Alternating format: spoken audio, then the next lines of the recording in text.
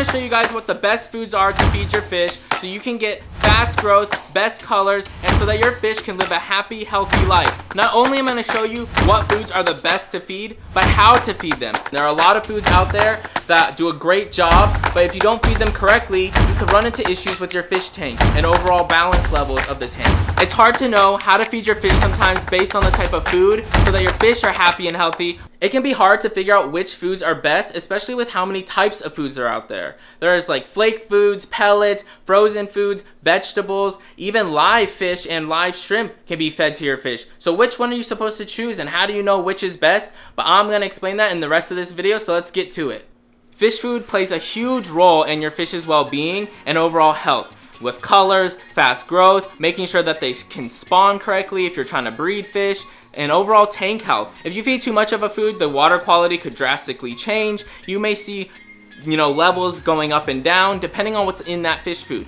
Alright, I'm going to show you the foods I feed and how I feed my fish. Then we're going to talk about it, and I'm going to explain why you want to feed one food to another or maybe not, and why some foods may be problematic to some fish and not to others. Alright, to start, you have to know this. There is no one fish food that's the ultimate best for all fish. Now hold on. That doesn't mean that there's not great quality foods and certain foods that you should avoid or make sure you're keeping. No, that every fish and every fish species is very different and requires different diets. So it's very important to know what type of fish you're keeping and the other fish you may have in the tank so that you can feed the best food for their health and for the others. So for example, my African cichlid tank right here does not eat the same foods as my angelfish behind me or as my discus. It would be actually really harmful to these fish if I fed them the same foods, and that is because the diets for African cichlids, for example, especially mbuna, which are some fish I keep, are strictly like herbivoric, which means they typically only like plants and vegetable matter, whereas angelfish and discus especially really like meaty, high protein foods. Alright, so we're gonna start by feeding some of the fish, and I'm gonna explain to you how I feed them and why I feed them the way I do and what food I'm feeding. So for the discus tank here, we're gonna feed some Viber Bites. So I have a nice handy rack of food over here that I keep for all my fish, and I tend to keep a variety to make sure that I have every type of food that my fish could want. Pellets typically have more nutrients in it than like feeding just bloodworms or any other kind of food. So I try to use this as the main food source for my discus especially, but it is good to make sure to vary up the diet for discus.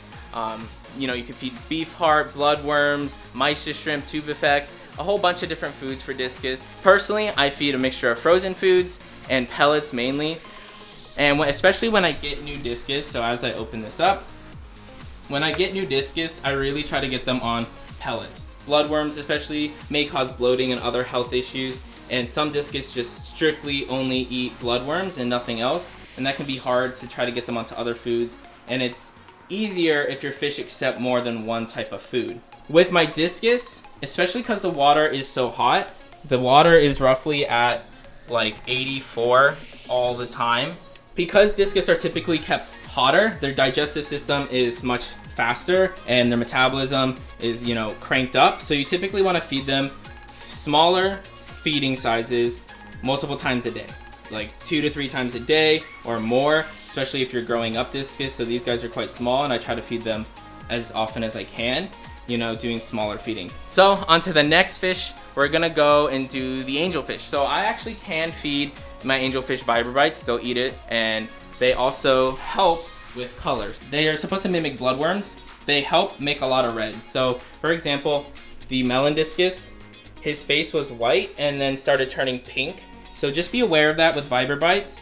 The color enhancers in food will help to increase the reds and oranges depending on what is in the food. But be aware that if you have a white fish, it may turn it pink, or if you have a yellowish fish, it may turn it more orangey or reddish, like this fish. This discus was more of yellow, and now he's more of a red-orange color, and that might be because he's just growing into it, but I've just noticed that since feeding. I have these guys for quite a bit, and I fed them a lot of bloodworms in a mixture of diets, and they've grown quite well and fast as a result. But you can see their orange is quite strong, and I attribute it to just the type of foods I feed, as well as their genetics. That fish is in timeout, So we gotta just make sure we feed him in here. He's just been a real jerk because these fish are new to this tank. Fish like angelfish and discus, they can eat a variety of foods, especially discus like more proteins.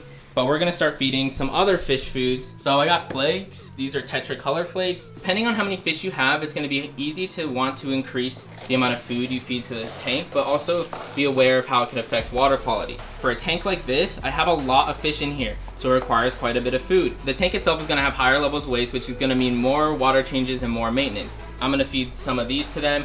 I did feed some of my fish like yesterday quite heavy, and I sometimes feed them in the morning and whenever I'm with my tank. So I'm gonna feed that to the barbs. There's also catfish in here. And then I have plecos in there. And I give them flakes as well. But for plecos, you can do like bottom wafers, algae wafers. Also do frozen peas and green beans every so often, and that is a really good food for them as well. So something like Thera A is small little fish. It's almost like a powder. And for smaller fish, like if you're trying to grow and raise baby fish, like in my guppy tank, then this is perfect for them because it's just smaller bites. All right, got it open on the floor here. So this is like Thera A New Life Spectrum, and it's very powdery. As you guys can see, it's very, very small little particulates, and that's just good for like smaller mouth fish. I can feed that to the platies as well. You know, and flakes also do a good job of breaking up when you feed it. So flakes, small little foods. You can also feed pellets to a lot of fish, and they'll just pick at it until they, you know, can't eat anymore. This tank has a bit of algae. You may get snails, a lot of snails, depending on how much you feed. The way to get rid of all these pest snails at times is to just feed less. So snails will just overpopulate based on the amount of leftover food on the floor. And if you hate snails, that's fine. I hate the Malaysian trumpet snails. They're just really aggravating and don't look really nice and just get everywhere. I do like these snails, but these also will start populating over and over. So just be aware of how much you're feeding a tank and if it's necessary to feed that much. All right, now we're gonna feed the pleco tank. So for the plecos, I like to feed these wafers. So this is actually a mixture of like, I think carnivore wafers and algae wafers. So they go into the tank and then they'll start to come out. The baby, you can see right here on the glass, and the shrimp. What I find funny is these shrimp, these ghost shrimp, they will just steal a whole thing. Look at it. Look at that shrimp. They'll like take a whole one. Look, he took the whole one. So just be aware of like when you're feeding, if making sure all the fish get food. So sometimes you might have to feed a little heavier to make sure that happens, but then, you know, being aware how that might affect the snail population in your tank and the water quality. You can see them. There's the little baby pleco coming in. The shrimp yo, that shrimp just took that one. Oh, it got stolen. Oh. All right, so now we're gonna do the African cichlids. I actually mixed a bunch of food into here because for the African cichlids, oh no. I almost dropped all this food. For the African cichlids, they have a bunch of different sizes in the tank, and so I just wanted to mix small pellets and big pellets, but I mixed it with a couple varieties of pellets, like extreme fish food and some New Life Spectrum algae. So with African cichlids, you want to make sure you're feeding the correct diet, especially on the type of fish. So Mbuna, which are the like yellow and blue ones I have in here, and there's hundreds of different species, tend to eat only vegetables, like I mentioned earlier, and will nibble on algae on rocks. That doesn't mean they can't have some like protein in their diet. Just be very careful not to overfeed protein, as it can cause bloat in the fish.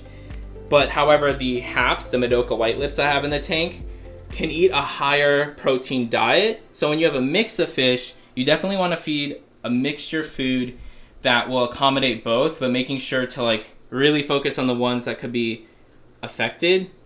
And so I mixed like a standard pellet size as well with some algae pellets, just to give a varied diet. And feeding more like vegetable matter will help clean their digestive tract and just allow them to digest the food easier.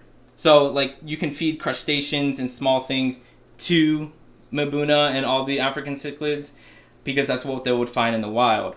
But other fish like Tropheus strictly need only vegetable and plant matter. You know, other people get away with feeding some protein here and there, but those are one of the more sensitive species that you just gotta be really careful of. So just be mindful, do your research, and then find out which foods are gonna serve your fish best. Some scoops. I did feed them yesterday, and like with African cichlids, especially Mbuna and other trophius, you don't want to feed too much too often because that will also cause bloat. Also, it's better to feed sinking pellets with African cichlids just because they won't gasp air when they go to get the pellet at the top of the water, which can also cause bloat. So just be very aware of the type of fish you're keeping and the things you need to be mindful of. African cichlids and Mbuna, they're not a very difficult fish to keep. You just got to make sure you get the right food. Alright, so I haven't fed any frozen foods yet, and I have quite a bit of frozen foods, and frozen foods are some of the best foods you can feed your fish. No joke. Frozen foods just have a lot of nutrients, are healthy for the fish, help their digestive systems, and overall just really, really great food. Pellets are also really great, you know, feeding pellet diets because those tend to have the best nutrients in it. You can read the nutrition labels on the side of a lot of containers and just make sure that if you don't want too high protein, too high fats, things like that, you can look out for that as well, just like as you would for your own diet and foods that you eat. See, on the side you can see all the protein, fat, and things that they put in the food, and things like krill really help with color. So if you see krill in the food as like one of the first few ingredients, it'll definitely help with color, especially your reds. I have the frozen foods in the freezer.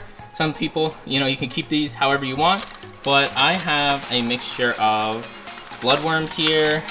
I forgot what these are. I think they're a type of really, really small shrimp. I got a lot of bloodworms. A lot of fish love bloodworms. You do mysis shrimp. I have tubifex as well. All right, got a lot of frozen foods in my hand, and now we're gonna go feed the fish. All right, I got bloodworms. We're gonna feed that to these guys down here. I already gave them a little bit of flakes, but we're just gonna pop one cube so I can show you guys.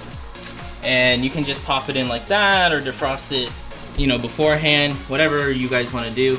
Doesn't matter too much when it comes to the fish, it'll just float down. All right, I just wanna read another comment from one of you guys that you left on my video.